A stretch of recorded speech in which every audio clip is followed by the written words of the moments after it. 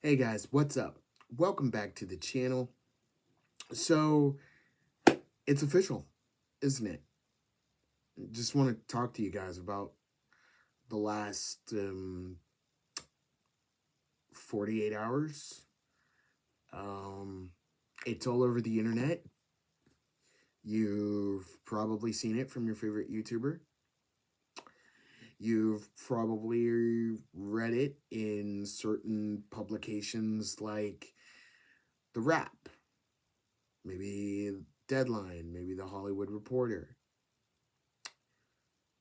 And if you don't know what I'm talking about, well, that's okay. I'm going to explain it to you. But if you're a Star Wars fan, you know exactly what I'm talking about. I don't want to spend a lot of time on this. I don't. I really don't. However, that being said, I feel that we kind of have to do a short chronicalization of where we started to where we've been to how the heck we got here. So let's go into the Wayback Machine, shall we? Let's go back to 2012, to a fateful day, to when we all got the news that George Lucas was selling Star Wars, well, essentially selling the studio, Lucasfilm, to Disney. That, that he was selling it, he was signing it over, everything to Bob Iger, right? And he had a hand-picked successor who had worked with him and Steven Spielberg before. Like this was going to be the new Lucasfilm going forward. And of course we all know her name. Her name was Kathleen Kennedy. Now, I will refrain from saying anything such as she's a vindictive person. I just said it. I'm trying not to go there, not because I'm trying to give her any benefit of the doubt, not because I'm trying to be nice, but because karma sometimes can be a pain in the butt.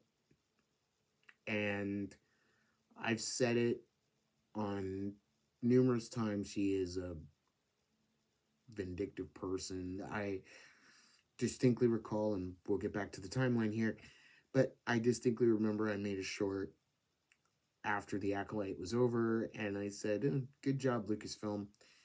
Good job, Leslie Headland. Good job, Kathleen Kennedy. Not. And if you're a fan of The Acolyte, hey, good on you. I'm not going to judge you for it, but no. Anyway, so fast forward. George said, when he sold the company, he said he had treatments for 7, 8, 9. He was starting to work on 7 and everything. Fast forward to 2015, we got The Force Awakens. Okay. Now, to this day, I've heard mixed reactions. Okay. I'm not lying. I've heard mixed reactions. Some people say they went into it, they liked it, because it was a callback to classic Star Wars and stuff. And other people are saying, no, hated it because we wanted something new, right? More or less, I liked it because, yes, it was a callback to classic Star Wars, and I understand why they wanted to do something like The Force Awakens, like as a classic callback to classic Star Wars, because we had not seen Star Wars up to this point in a very long time. So it was good to get that nostalgia going, right? We'll get to some of the other criticisms later, okay? But it was good to see, you know, Han Solo, Chewbacca, Princess Leia, C-3PO, R2-D2, and yes, even at the end, for only about 30 seconds, for a cliffhanger, both figurative and literal, we get to see Mark Hamill as Luke Skywalker, right? $2 billion that movie made. And you, if you were there during that time, you were as hyped as I was. Everyone was hyped for Star Wars. Everyone couldn't wait to see what was going to happen next, right? We got Rogue One in 2016. Okay. Well received. I loved it. It was good. Got to see Darth Vader. And got to see, you know, a story that was never told about the spies that went in, the rebel spies that went and stole the Death Star plans and got them to the rebellion, got them to Princess Leia aboard the Corellian Corvette, and the opening into A New Hope, into the original Star Wars. Okay, good, great, awesome, pretty good. Then we get The Last Jedi. And you remember how hyped you were for The Last Jedi? Everybody was like, oh, this is it. You know, this is going to be, okay, we're finally going to get Luke Skywalker.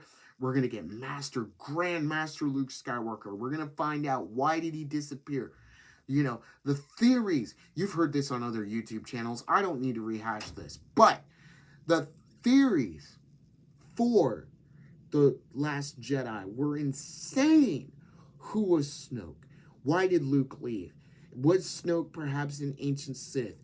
Could he be a clone of Palpatine's? Haha, spoiler alert, you'll find out.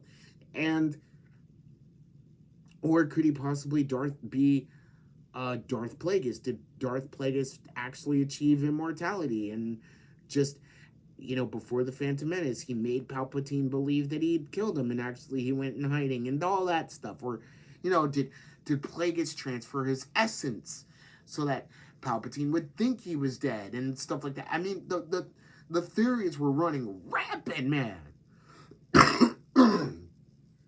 Star Wars YouTube channels were eating good, right? And then it happened. And then The Last Jedi happened. And in that first initial weekend, people were like, yeah, okay, all right.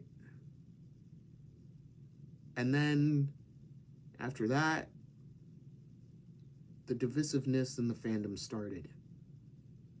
Either you liked The Last Jedi or you hated it. And if you hated it, well, you were called all kinds of names that I'm not going to say here. But you were called all night. If you didn't like The Last Jedi, I'll say it like this: you were not a true Star Wars fan. Right? Personally, for me, story-wise, yeah, I could understand why Luke would disappear. Okay? I could. But to be fair, I can't watch The Last Jedi. I can't. I can't do it because the story could have been told better. Okay? Now, later, to fans of The Last Jedi's disappointment and dismay, they went with The Rise of Skywalker. And I know I skipped over Solo, but I didn't go watch Solo, and to this day, I won't watch Solo. And it's not because I don't like the character Han Solo, because I do, but Harrison Ford for me, and I know Harrison Ford isn't exactly a fan of Han Solo. I think he likes Indiana Jones more than he likes Han Solo, but Harrison Ford for me will always be Han Solo. You can recast him. You can deep fake Han Solo all you want. AI him all you want. But Han Solo will always be Harrison Ford and vice versa. You know, I meant to say Harrison Ford will always be Han Solo. Okay? Either way, let's move on. Rise of Skywalker. I actually liked it. I'm not going to lie. Because even though we found out much later as a Star Wars fandom that Disney and Lucasfilm essentially had no plan for the sequel trilogy. None. None whatsoever. They just wanted to give you movies, their own version of movies, and slap the Star Wars label on it and hope that you would take it with a smile. But I'll tell you why I like The Rise of Skywalker. I like The Rise of Skywalker because it felt like a continuation of The Force Awakens. What we should have gotten. Without Luke, with the only exception is that Luke was gone, Force Ghost. Han Solo was gone. Thanks, Episode 7, The Force Awakens, for that. Thank you. And the princess was gone. Now, in the story, in Episode 9, Leia does pass away on screen, but we knew by that point in 2017, because in 2017, we knew that the princess had already left us. We knew that she was up being the princess up in heaven. God called her home. The Force called her home. And it was, I'm not going to lie to you guys, there was that moment in The Rise of Skywalker, side note for a second, side tangent. By the way, this video might go a little bit long, sorry. But when Maz Kanata says, "Goodbye, princess," I'm not going to lie, it almost made me cry. Because even though Star Wars fans around the world in 2017 gave the princess a memorial, gave her a true nod, a true send-off, it was still honorable and, well, kind of cool to see that she was now gone in the movies, that the Force had called her home. And we knew that.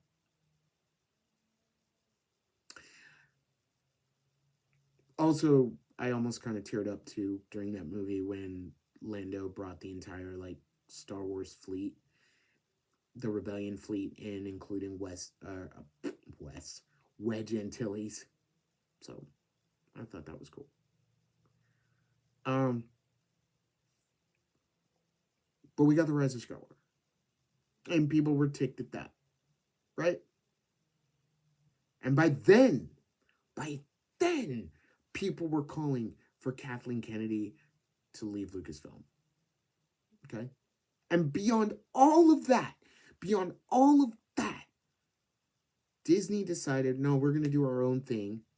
It would come out, it came out, I think, after or before The Force Awakens. I think it was before The Force Awakens. I'm backtracking and I'm going all over the place, but bear with me here because Disney decided, oh yeah, the extended universe, yeah, we're all going to make that Legends now. That doesn't exist. That's not canon. It's all Legends. So that angered a lot of Star Wars fans. But either way, after The Rise of Skywalker, people were calling for Kathleen Kennedy, right? Step down. You don't know what you're doing. You're done. Get out. And then it was revealed later that Bob Iger wrote a book saying The Ride of a Lifetime or whatever it's called. Basically, there is a part about when Disney did acquire Lucasfilm from George, and, saying how, they basically threw his story treatments in the trash, yada, yada, yada, you know the rest, right? 2019, we get The Mandalorian, along with Disney+. Okay, that went up, and Star Wars fans enjoyed it. And then we got season 2. We got season 2, and say what you want, because we got some cameos. We got Boba Fett, we got Ahsoka, but what really brought the Star Wars fandom to life, what really brought it to life, was at the end of season 2. You remember where you were when it happened, don't you?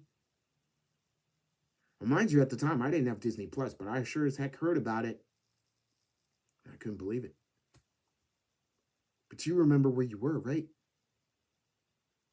When Luke Skywalker, not old Luke Skywalker, no, not The Force Awakens, not The Last Jedi, not Rise of Skywalker Luke, no, Return of the Jedi Luke came back, Mandalorian season 2, green lightsaber in hand, green lightsaber taking out the Death Troopers. It was beautiful. It was a moment that you will never forget. As Darth Vader would say, it was a day that will long be remembered. Right?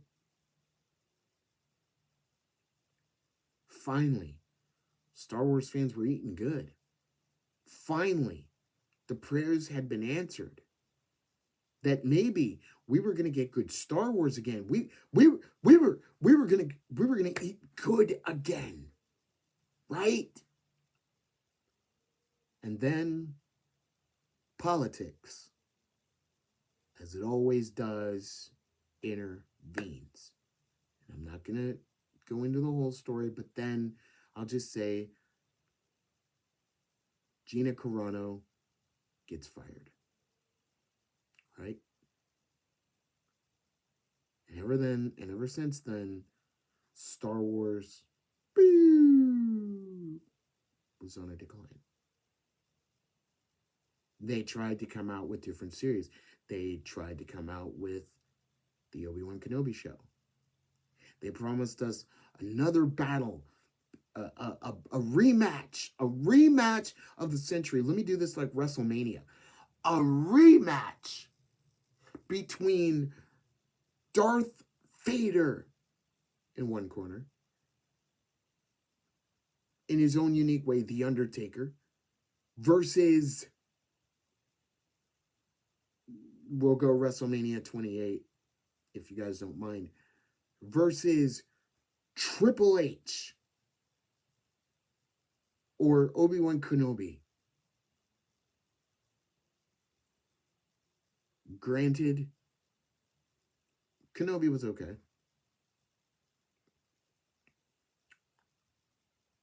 Despite people not liking it because it was Princess Leia, I thought it was okay. I didn't think it was a problem. But it didn't do ratings. Or, well, it did do ratings. It did chart, and we don't talk about that here. But you know what I'm saying? There were a lot of people that were upset with Kenobi, right? Then we get Book of Boba Fett, with a little bit of Mandalorian sprinkled in the middle. Remember at the end of season 2 of The Mandalorian when Luke takes baby Grogu, baby Yoda, and it's assumed that Luke is going to train him as a Jedi? Oh yeah, that happened. Until The Mandalorian, until basically Grogu wanted to go back and be a Mandalorian with Mando because it was kind of like a father and son type thing. Also because Disney wanted to sell more Baby Yoda merch. Right? And that's the thing. So, we know this, right? We get this. Okay. Let's skip all that because we got Andor. I mean, we did get Mandalorian season 3, but I really don't want to talk about it because I was kind of disappointed.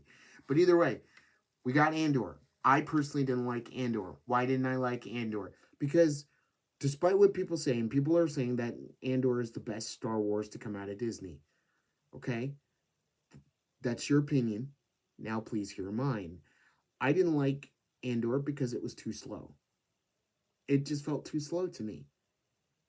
That, and to me, it felt like, and I'm guys, this is my opinion.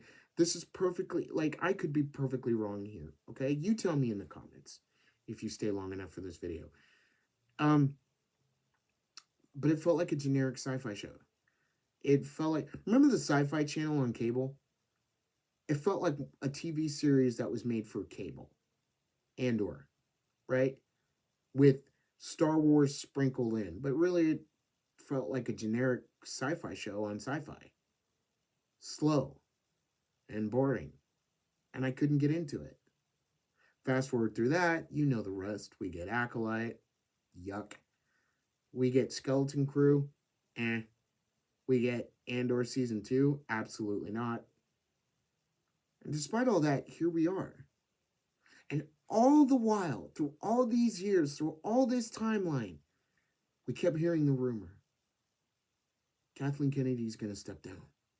Kathleen Kennedy is going to get fired because she's upset. Depending on which source you heard it from, whichever YouTube channel you heard it from or whatever, right? Eventually you heard it just like I did. Kathleen Kennedy's going to get fired. She's going to step down. This is it. They're not happy with her. She's gone. Dave Faloney's going to take over. Everything's going to be hunky-dory. Everything's going to be all right, guys. And the rumors were false. She was still there. Until last year, when it came from a source, Matt Bellany, at Puck, P-U-C-K, you know, like a hockey puck YouTube, Puck, damn it. They reported that Kathleen Kennedy was going to step down. And everybody was like, yeah, okay, we've heard that before, right? Like, no, you know, like, no, yeah, okay. Like, you're just trying to stir up news, you know, whatever, get everybody's hopes up, right? But everybody was getting happy, and he put explanations in. It was like, oh, you know, she wants to go back to producing, but she wants to leave on a win. Yeah. Indiana Jones and the Dial of Destiny, was that a win? No. That show that ran on Disney Plus from Lucasfilm called Willow, was that a win? No. But she wanted to go out on a win. In fact, Kathleen Kennedy herself, she got in front of it. She went to Deadline and she did an interview, and she's like, yeah, I'm not going anywhere. I'm not going anywhere because I want to go out on a win. I want to, you know, go out on a win. I'm not, you know, I'm not going out anywhere yet. Right? Well, that kind of killed it. Until this past week, when things were starting to happen. Where in Disneyland, we get the news that Galaxy's Edge is going to get reskinned, rethemed to its original concept design, which was, instead of the sequels, that it was going to be the original trilogy. That's a story in and of itself for another time. Maz Kanata. Or one that you've already heard by now. But you're finally going to get Darth Vader. You're going to get Han, Luke, and Leia together. You're going to get Chewbacca. And yes, Rey will still be there, but she will be near the Rise of the Resistance ride that possibly they'll reskin into Rise of the Rebellion. Who knows? That they're going to play Max Rebo Band in the Cantina. Dark Ondar is going to sell legacy items. The Millennium Falcon is going to get some new stuff. And all the best part is that they're finally going to bring John Williams music into Galaxy's Edge. All right? That's the first piece of good news. And then it happened. Thursday.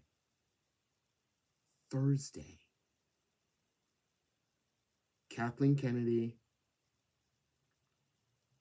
announces she will be stepping down, and that Dave Faloney and another woman that I think it was like Lynn Well or something. Lynn Linwood or something. I can't say her name. Please forgive me, ma'am, if I mispronounced your name in this video. But Kathleen Kennedy is stepping down and Dave Filoni is taking over. And it's like almost like there's this exhale, right? Like, oh, she's gone. She's gone. Here's the thing. Now that I've taken you through the timeline, and if you stayed till this part of the video, I thank you so much. Because I want to hear your comments down below. I want to read them. I want to read your comments, and I want to see what you guys got to say. How do you feel? Here's the thing how I feel. I'm going to try to be nice when I say this. I'm not going to try to swear. I'm not going to try to curse. But here's what I'm going to say. Okay? I heard this a couple days ago on a live stream. Okay? That Star Wars fans can be toxic. Now, I would argue any fandom can be toxic. Whether it's Marvel, whether it's DC, whether it's Doctor Who, Harry Potter, whatever, you name it. Okay? Any fandom. Okay? Star Wars fans are toxic sometimes because they're passionate. Kathleen Kennedy. I'm just a small guy on YouTube. Okay? I probably am somebody that doesn't even fall on your radar. Okay? I'm not Star Wars Theory. I'm not Gary from Nerdrotic. I'm not anybody else. I'm me. Just Michael Smith. Just me. And I'm talking to you. Okay? Kathleen Kennedy, look. Whether you paid attention or not, it's probably more often you didn't. But if there was ever a point during your career of where maybe you were frustrated or maybe you didn't understand, why are they angry with me? And maybe I should be talking to Disney, Bob Iger. If you ever wondered, if you ever stopped to think, why are Star Wars fans angry? Why were they angry? Maybe it was because they weren't being toxic towards you. Maybe it was because they were very passionate about their franchise. Look, take it from an anime fan and a Star Wars fan and any other fandom that I particularly want to find myself a part of. Fans are passionate about the things that they love. Whether it be Star Wars, Star Trek, anime, you name it, okay? Name it.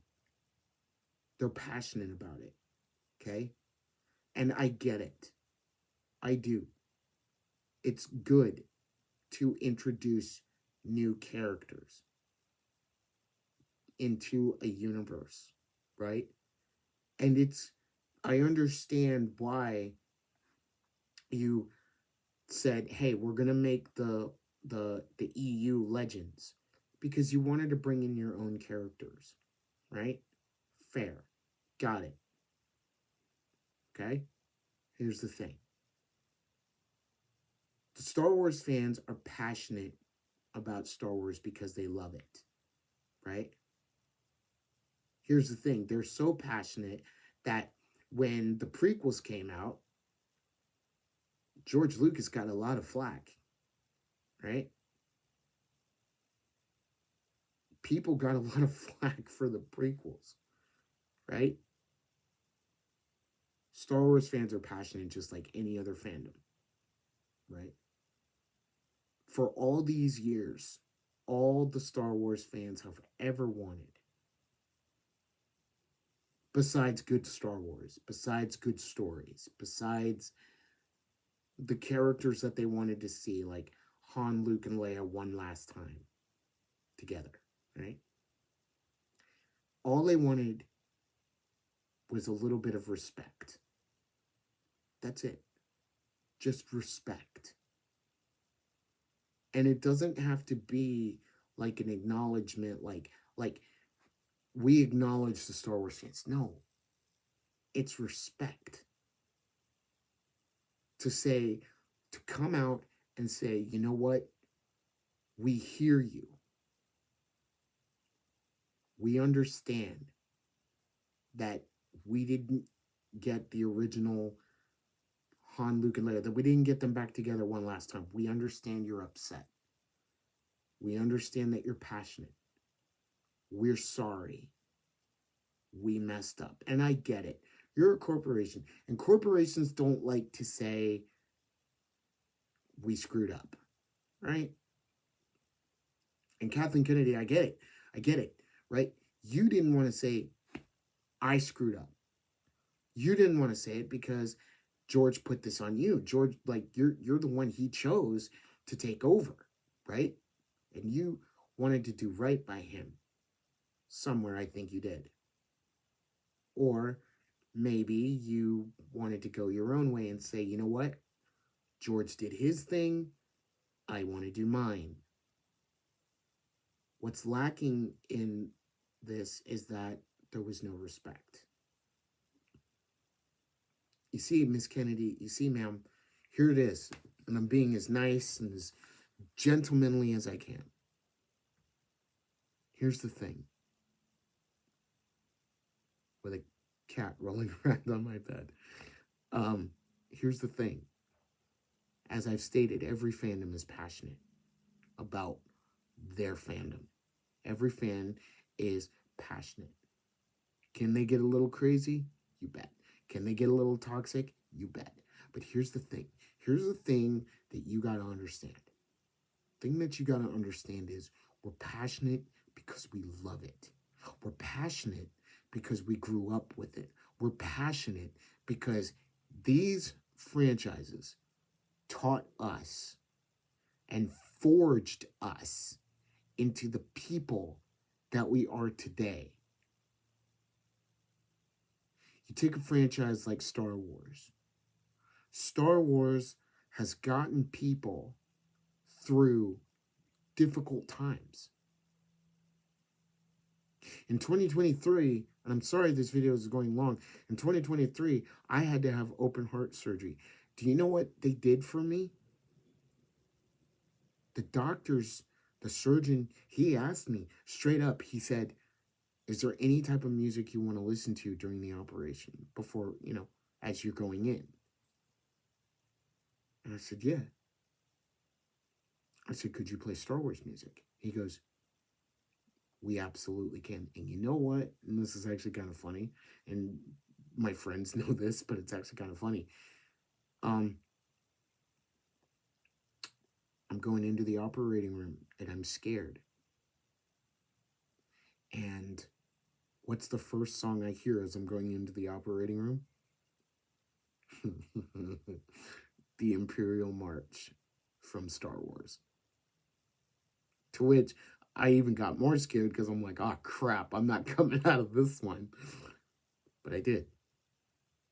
Star Wars, Star Trek, Marvel, whichever fandom you're a part of, it does something to you. It gives you hope. It gives you faith. It helps you to become mentally stronger. To see the characters on screen have to fight through their own challenges, and it gives you hope, and it makes you believe that you can do it too in your life. You see, Kathleen Kennedy, you see, Bob Iger, what the fans love most about Star Wars is the hope that it gives them, the faith to continue even when times are at their darkest, the faith that anybody can be redeemed even when they go down the dark path. All the fans wanted was respect. That's all they wanted.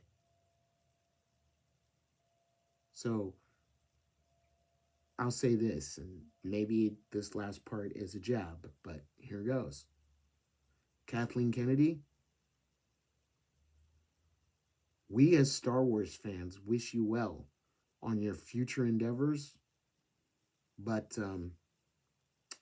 yeah, don't let the door hit you on the way out. And Dave Faloney, it's on you now. And I'd say you've got some stiff competition because Star Wars AI videos on YouTube, well, in this case, are kicking your ass. Oops. So, it's on you. What's next? If you stayed with me throughout this video, I thank you. I'm sorry it went long, but I had a lot to say. Let me know in the comments below what your thoughts are on Kathleen Kennedy leaving for good. She's actually leaving. What do you think about Dave Faloney taking over? And what do you think about the Star Wars AI videos that are coming out on YouTube? I've seen some of them and they're actually really, really good. What are your thoughts? Until the next time, please like, share, and subscribe. Leave a comment down below. Hit the notification bell so you know when I make another video. And I'll see you next time. May the Force be with you always.